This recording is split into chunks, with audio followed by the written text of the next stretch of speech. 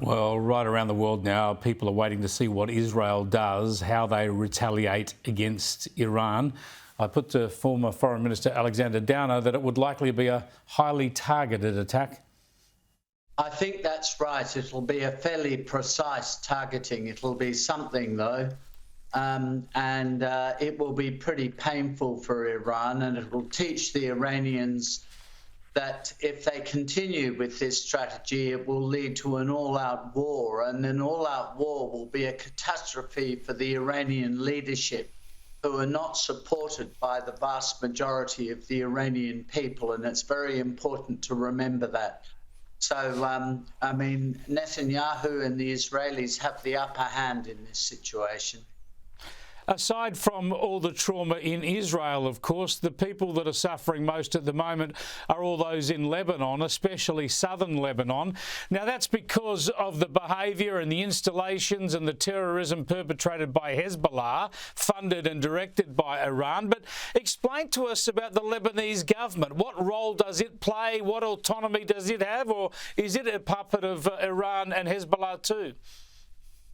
Well, it just doesn't have the authority and the power to take control of that area between the Litani River in the south of Lebanon and the border.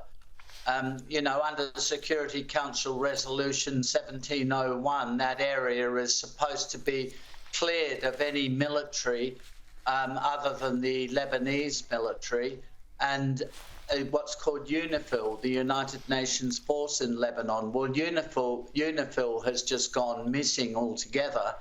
And over the last few years, Hezbollah has been able to rebuild their military capacity in that area, totally contrary to Security Council resolution. And they've been firing rockets indiscriminately into Israel and into Israeli cities. So in the end, I mean, no Prime Minister of Israel can ignore that, has to deal with it. The UN won't deal with it. So he has to deal with it himself. And the Israeli Defence Force is just doing that. Yeah, it's the only way they can defend themselves. Let's just talk about some of the Australian reaction here. I showed this comment from Anthony Albanese yesterday to show how pathetic he is in action against the terror groups or in support of Israel. Well, we regard Hezbollah as a terrorist organisation.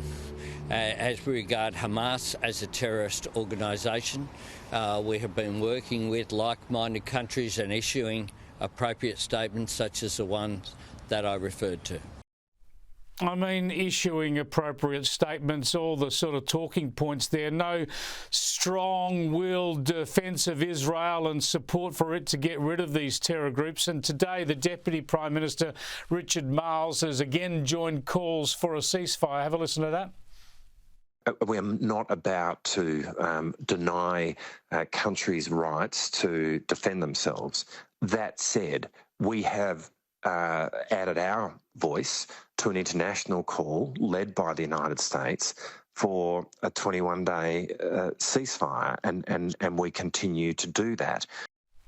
A 21-day ceasefire. The UN is again calling for this, Alexander Downer. But of course, with Hezbollah, with so many weapons embedded in southern Lebanon, all a ceasefire would do would protect Hezbollah and those weapons. It doesn't help Israel defend itself at all.